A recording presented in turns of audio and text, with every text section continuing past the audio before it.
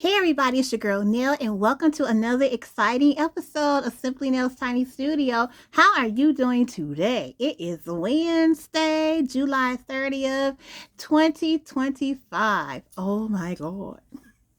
Every time I say 2025, I get like, oh my God, I can't believe it. I mean, time really goes by fast. Just fast, you know? And I was thinking, when it comes to time and 2025, I was thinking how back in the day, so who thought there was going to be a 2025? I remember, growing up, 1985 was something, but, who would have thought that there would be a 2000? Certainly not I, but I most definitely can say that I am happy to be counted among those who are still rocking this planet and walking in their mission and trying to um, fulfill their purpose. So, happy Wednesday to you. What have you been up to? Well, let me tell you what I've been up to. On Wednesdays, as you already know, Wednesdays is what I consider the beginning of the week. So today I had laundry on tap. So I've been doing laundry. I've been doing some dusting. I have a lot of wood things in my home. I do a lot of dust. So I did some dusting today. You know what I forgot to do? I forgot to clean the glass. So I have, a couple of glass tables in my home. Of course, I have mirrors in my home. I have two big entertainment systems that have glass cabinet doors. So, I got to clean those things. So I'll probably work on it later on today. I have dinner going, and since that is the case, okay, and I did this on purpose, I won't hold you too long because I have, what did I just say? Dinner going. So I have to continue to check on the dinner. The husband is home, so it is a little bit, it looks like it's, what time is it? Almost 5:30. So he came in a little early. Usually he gets off work about 6. But I kind of figured that he might be home a little early today. So I made sure I'll put dinner on around, I want to say about 4:45 or something like that. So we're going to have some baked chicken wings, and we're going to have some red and black rice. And I added some vegetables to it, and that's in the oven right now. So it's going to be a really good meal. Nell is cooking today, okay? So what else have I been up to? I'm sure you're not interested in things that happens outside of the tiny studio.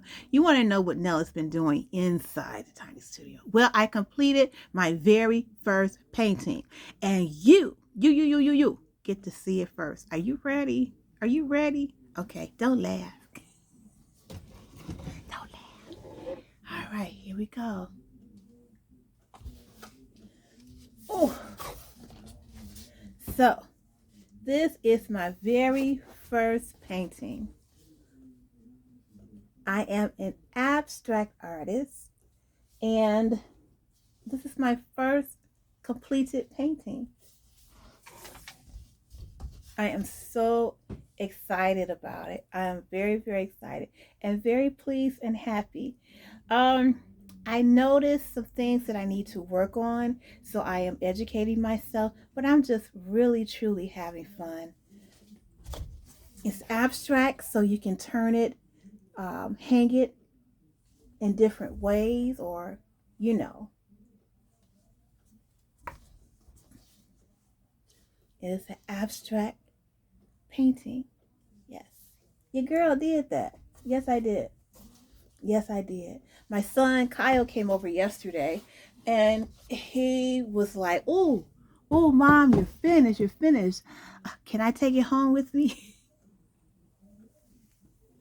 I love my kids. I love my kids, because they'll be honest with you. They'll tell you if your stuff is good or if your stuff really, really stinks.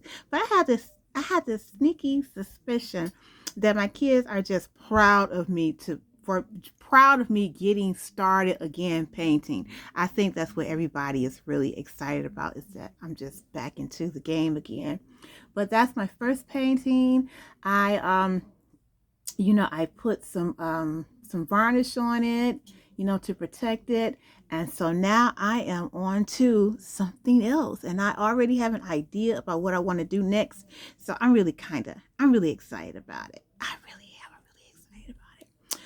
And that's one thing that I've been doing in Tiny Studio. But let me tell you what I haven't been doing. And I'm just going to be honest with you. I have not crocheted a darn thing. Okay? I'm going to be truthful with you. I really believe I've lost my crochet mojo. I really do believe that I have lost my crochet mojo. Okay? I use sometimes, and I've noticed over the years that there are occasions when I am not truly inspired to crochet.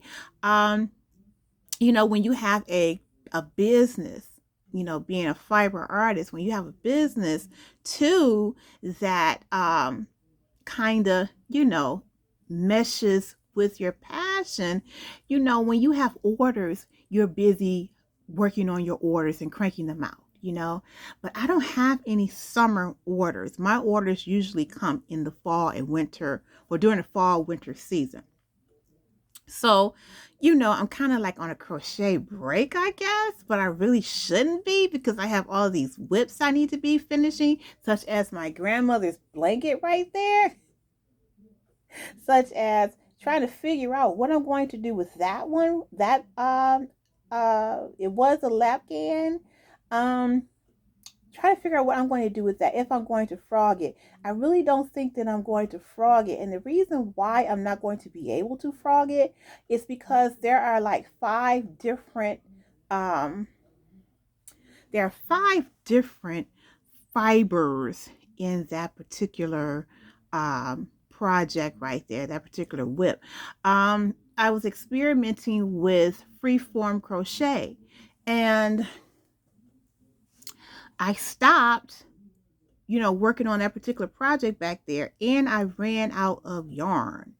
So it just hung around in one of my project bags until I pulled it out maybe about 2 months ago, right before I went on my trip to Detroit, and I was going to frog it. And then I realized, well, Nell, if you frog it, then you're going to run into some complications. It's not going to be completely frogged, because some of the yarns that I was using were specialty yarns, and they're hard to frog, so I'm going to have to figure that out.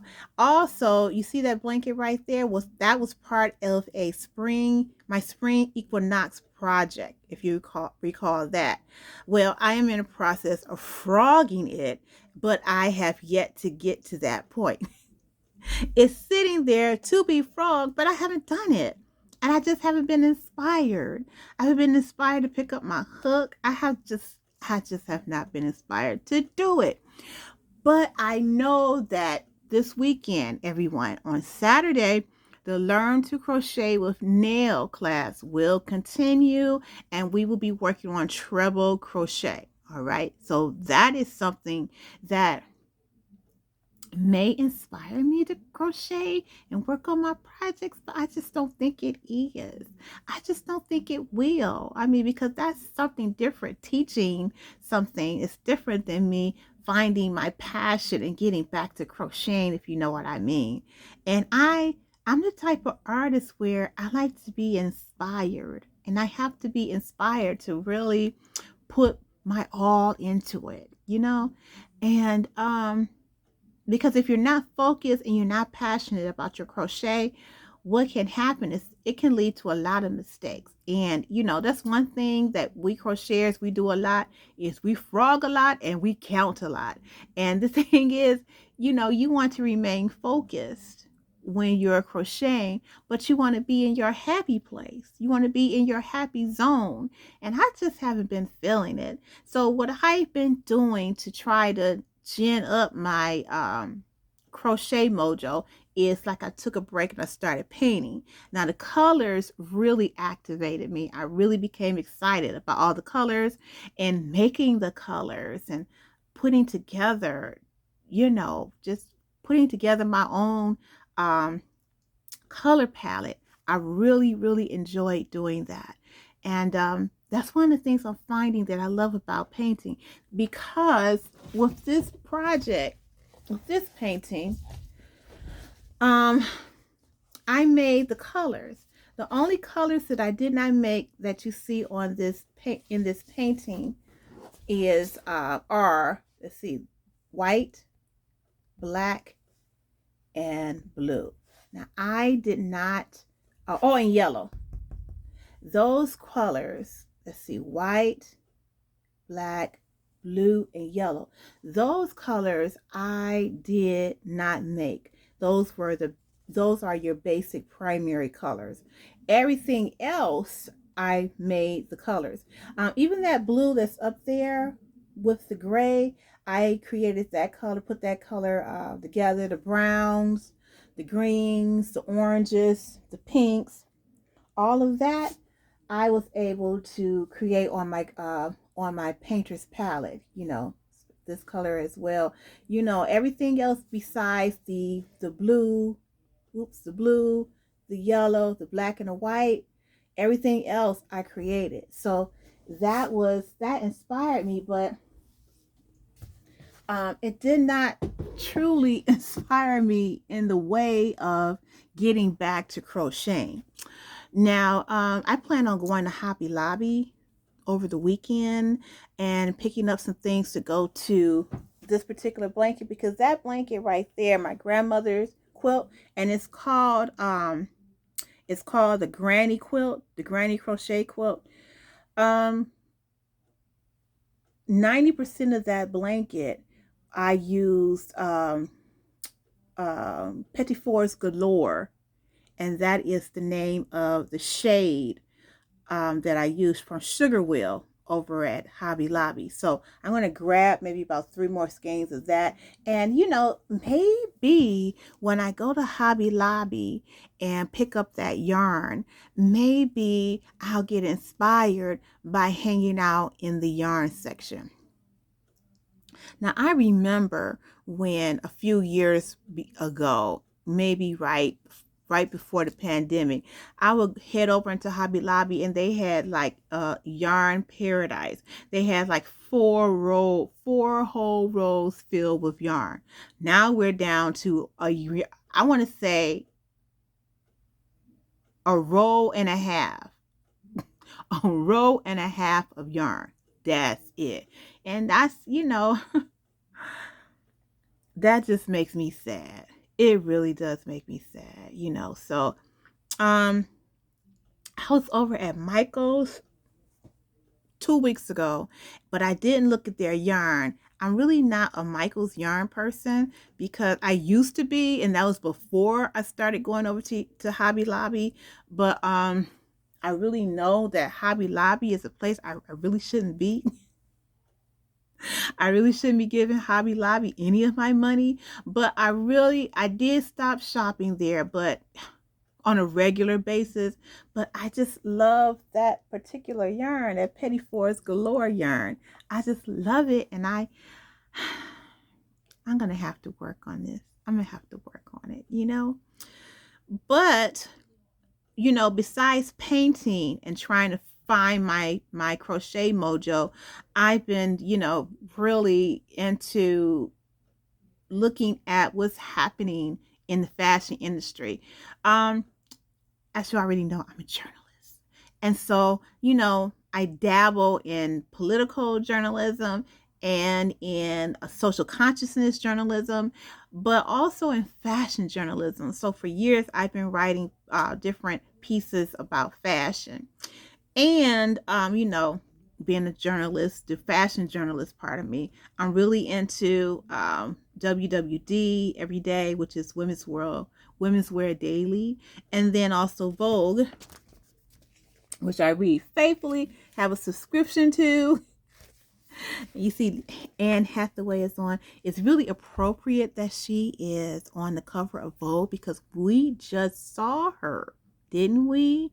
We just saw her on the internet filming The Devil Wears Prada 2. And we've just seen her photographed wearing a vintage Coach Metropolitan bag. Mm-hmm. Child, the rush is going to be on and I'm getting ready to get in on it. And you know, I had already been looking at, let me show you what I'm talking about. I had already been looking at Coach vintage Metropolitan bags. And because I'm on the hunt for a new laptop. And so, of course, I'm looking for a laptop bag.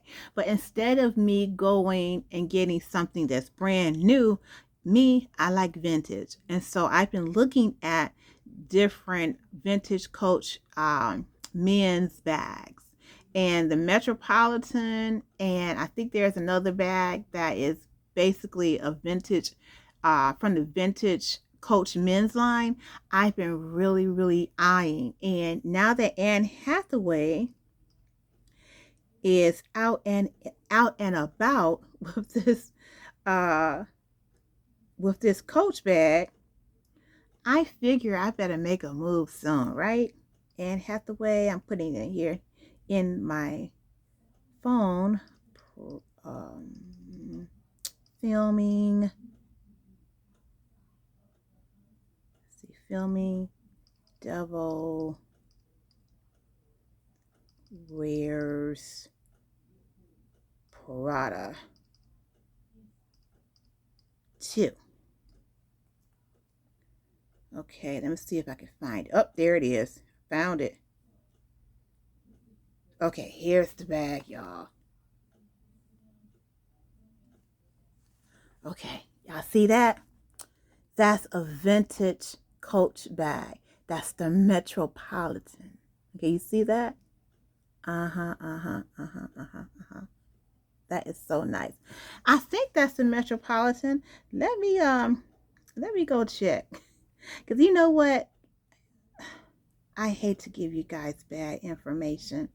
And I don't want to give you bad information or misinformation. That's what we don't do around these parts, right? Okay, let me see if I can find it. Because I saved it. Yep, that's it. Well, let me make sure. I think that was it.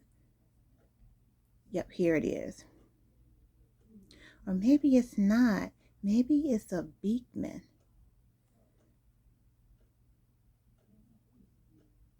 Come on now. Okay, so this is the Coach Beekman. That's a vintage vintage bag. But let me go back and look at her bag. Yeah, I think that is a Beekman. Let me go check it out again. I said it was a Metropolitan, didn't I? It's not a Metropolitan. It's the Beekman. Okay, where is it at? Well, maybe not. Yeah, this is a Metropolitan. The Metropolitan looks like I cannot think of the Coach bag that it is. I can't think of the vintage Coach bag that this is that this mirrors. Oh, I can't believe I'm doing this. My memory is shot some days. Okay, so it's not this one. So it's the Coach Beekman bag.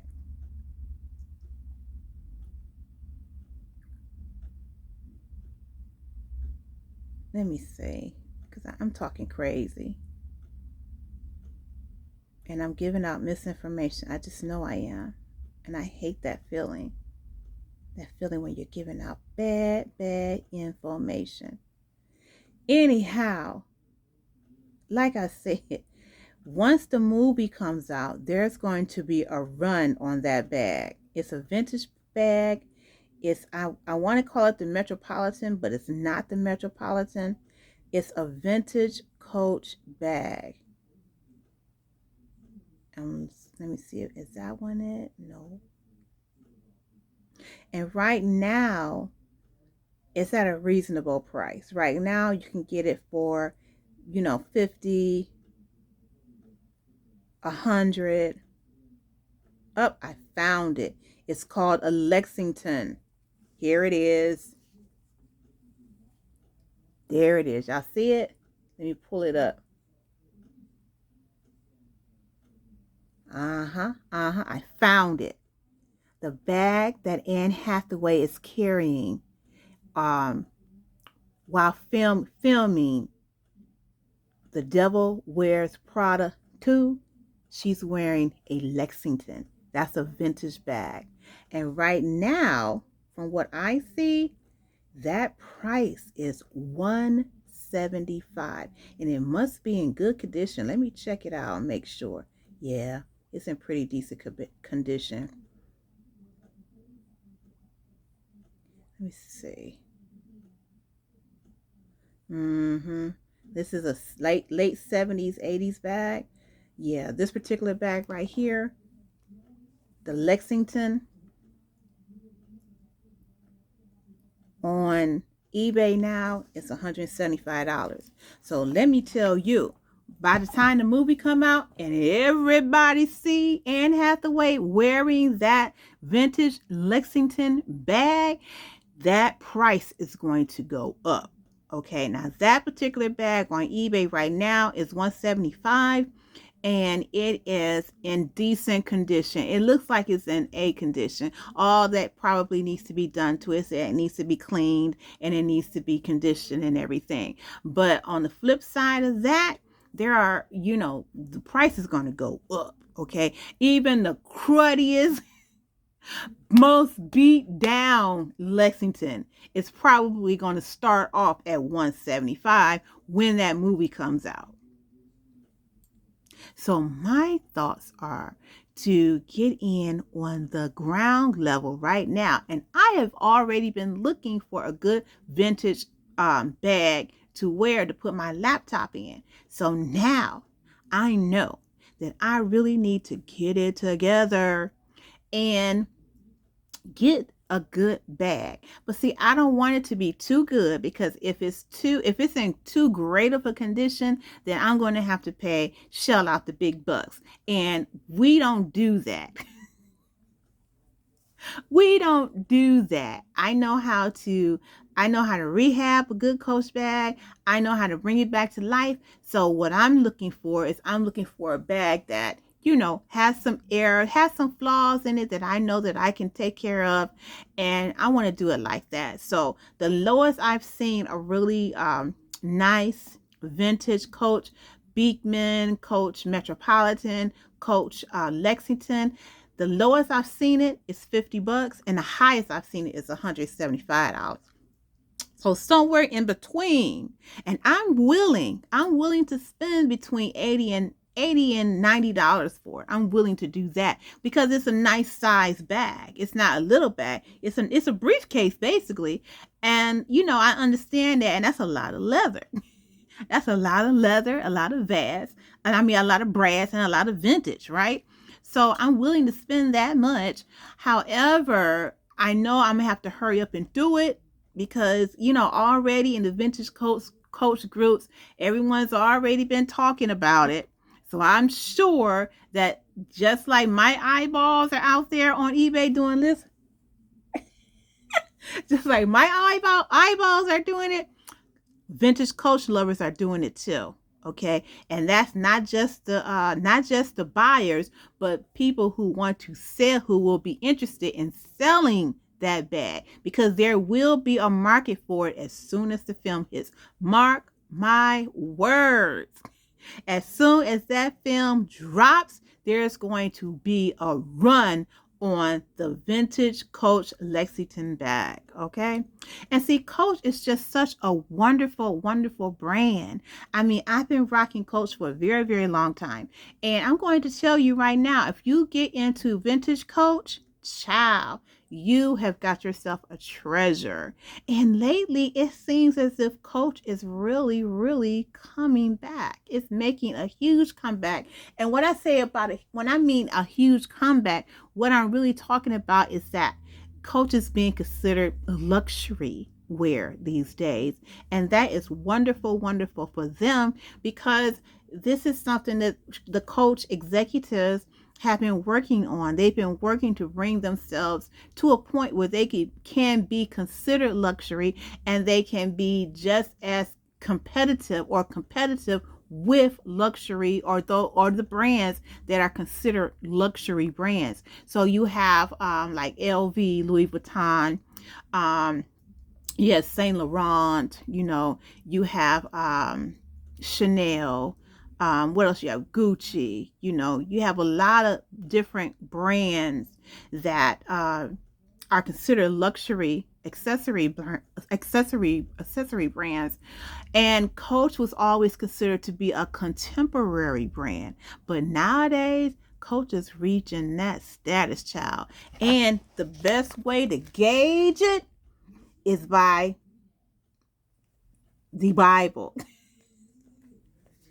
The Bible of the fashion industry, which is Vogue magazine. And I was perusing the other day, and I usually, when it comes, I usually keep it on my nightstand, but it fell behind my nightstand and I forgot about it, and then I remembered.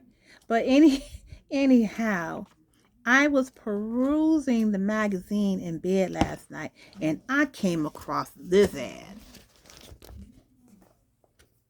Y'all see that? Coach is in Vogue magazine. Check it out. Yes, she is.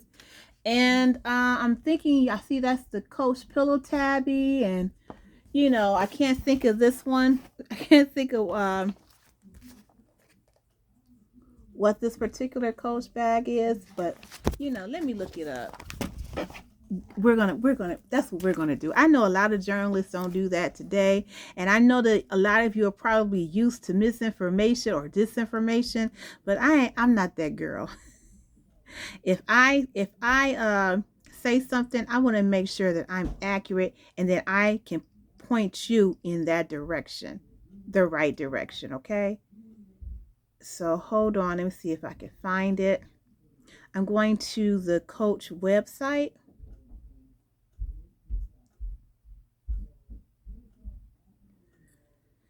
And I'm going to find that particular bag. Let's see.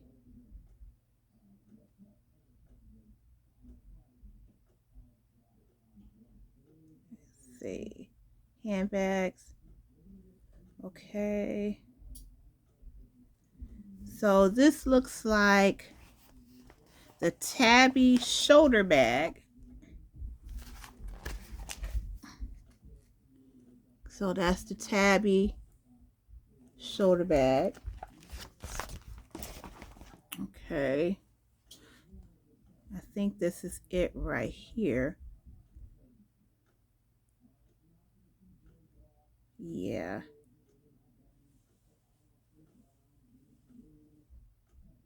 Okay. So it comes in the leather.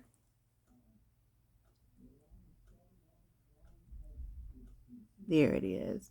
So there's, oops. Yep.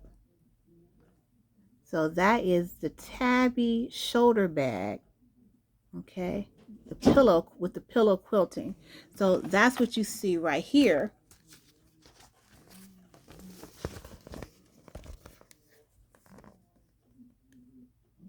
And then you have the tabby shoulder bag. So you have two different tabbies. The tabby with the pillow quilting, and then you have the tabby shoulder bag with just leather. So I was like, oh my, what am I talking about? And you have the official women of the NBA. They look really good. I'm loving it. So this, to me, is another sign that Coach is really, really, trying to get in there and compete with, luxury brands such as, like I said, Chanel. And Chanel's prices are so expensive. I mean, that pillow tabby, that pillow tabby looks really good. And in comparison to the $13,000 Chanel quilted bag, the classic Chanel bag, I think that for $495, I think it's okay to go ahead and get the Coach version. $495, $500 is still a lot of money, but it's not as much as $13,000, child. And let's see how much the Chanel bag is going for these days. Okay, so let me the tabby shoulder bag 26 is $550. Okay, so let's see how much the Chanel pillow bag is. Let's find out. Chanel. I'll be over there though. Well, because I love Chanel Gabrielle. I love that fragrance. So I'm a Chanel person when it comes to that. And Chanel used to have some really nice fingernail polish. I think they still do. Okay, hold on. Let me see if I can find it. Chanel handbag. Okay, there it is. Discover. Oh, I like that Chanel bag. That's nice. Ooh, look at that. This is called a Chanel 25. Look at that. That's cute. I like that. Yeah, I like that. All right, now you go. Go Chanel. Well, we're talking about the classic Chanel bag. Oh, look at that. Oh, Chanel killing it. Okay, here we go. All right, let's see. And I bet you they don't have the price listed. How much you want to bet? Because I guess it's one of those things where, if you can't afford it, you shouldn't be looking at it, right? Yeah, I don't see any prices on this bag, but I'm sure,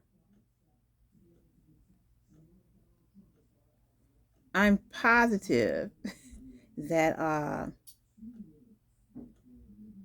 this classic Chanel, I'm very positive that it has to be almost $13,000.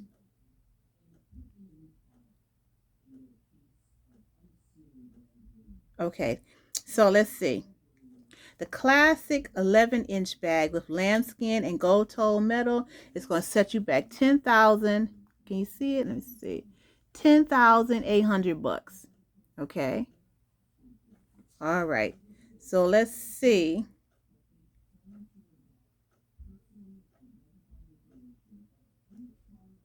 And I like Chanel bags. I don't have a problem with a good Chanel bag, but what I do have a problem with is the price. Okay, I do have a problem with the price. It's a little expensive. And then the situation with Chanel um, is that they're charging you $10,000 for the bag, right? Yes, you're getting charged 10 grand, and here's the thing, the quality is not on. And that's what people are complaining about. They're complaining about the quality. Okay, so the Chanel bag that I liked, and this is the fall winter collection or pre-collection. It's called a Chanel 25 large backpack. I like that. Now that's going to set us back $6,500. Okay. Now that's really, really nice. I like that. I wonder, yeah, you could probably fit an Apple Air, in there. You probably could. That's nice. But I won't be doing that. I will not be putting I will not be doing that. That's a lot of cheddar, man. And that's just a lot of money. And in the economy that we are in currently right now, I just can't afford dropping that kind of money on, on a bag. And I'm not poo-pooing anyone else for doing so. I'm not saying that it's good or bad. I'm just saying for me, that's not something that I'm trying to do right now. Um, that's an investment that I will not be making. But let's see. Here's the other Chanel bag called the Boy. And let's see how much the Boy is running these days. Okay, this is another popular style. Okay, that's the Boy. And that's going to set you back how much? $6,900.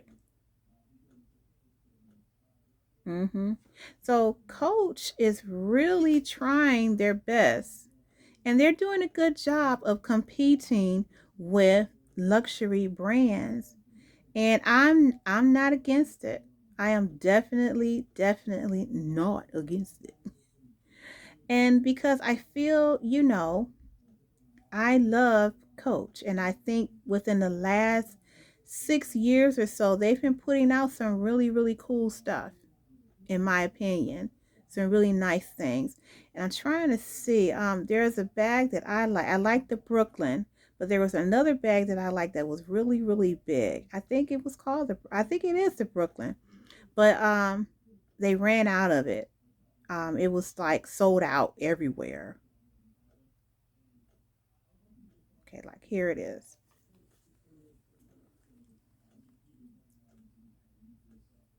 Yeah. So it's a really, coaches doing their thing to make a comeback, and I'm all for it. And I don't want to say a comeback because to me, Coach was already there, especially within the last few years or so. But what I'm saying is that they're stepping their game up, and a lot of people in Gen Z, and what's that other generation? Gen Alpha. That's my daughter like to say. I'm Gen Alpha. Gen Alpha, they are really starting to get into Coach. And there's the tabby shoulder that was featured in Vogue magazine. And they look great. They look great. $450 in comparison to $6,900. And you know what? And then you don't have to be ashamed about it. You could be like, oh, yes, I'm wearing my tabby. I dropped, $500 on it. And so what? It looks good. I look good. I'm happy about it, and it's a great bag. You know what I'm saying? So that's the whole idea. Coach is stepping his game up, and Coach is out here, child. Coach is out here. I looked through Vogue to see if there, if this was the only ad, and it was. Dooney and Bourke is in here with their canvas bag for the summer. Yeah, I don't really like that. It's kind of basic, but I guess if you're just going to the beach, and you like Dooney and Bourke, but that'll work for you, but not down with it. But here we are. Coach in the Vogue magazine. How awesome is that? How awesome. Awesome. So, like I said, I'm going to continue to do some things to get my crochet mojo back, and looking in Vogue magazine and painting, and just little things that may get my creativity juices going. I'm just all about it, but I'm not going to push myself. I'm not going to sit back and say, "Ooh, Nail, you got to get to it. You got to get to it, girl." I'm not going to do that. I used to do things like that, pressure myself, and all it led to was bad tendonitis.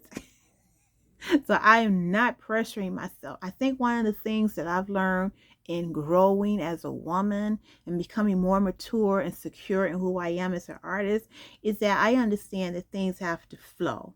You have to let things flow. You can't push it. You can't force it. You can't instigate it. You can be inspired, yes, but just let it flow, child. Let it flow. You know, that's the whole idea of being an artist, letting things flow out of you, letting that creativity, that spirit just flow out of you and just, you know, become imbued in you. And then you push it forward. You know, that's what you do. That's what an artist does. But, you know, I know I need to get it together because it's going to be October soon and I'm going back home for a visit with my grandmother. So I need to finish that blanket though, you know, but I'm not going to push it. I'm gonna let the inspiration find me. I'm gonna let the inspiration find me. So I'm your girl Nell. Thank you for hanging out with me here in the tiny studio. Remember, Learn to Crochet with Nell will be back on Saturday, and we'll hang out together then. And I have a surprise that I want to talk to you about on Friday. So get ready for that. Okay, there'll be a Friday episode. So get ready for that. I'm excited. So I will talk to you guys later. Do not forget to subscribe. Do not forget to share if you want to. And most importantly, don't forget to hit that like button because that's really important around these YouTube parts. Please push that like button. And if you would like to become a sustainable member of the Tiny Studio, come on over and join us in the Tiny Studio Lounge. It's members only. And if you are already a member, I have a video up I put a video up today in the Tiny Studio Lounge. So come over to the lounge with me and we can hang out and chat for a little bit. All right then. I love you guys. Thank you for watching. Thank you for supporting the channel. See you next time here in the Tiny Studio. Bye-bye.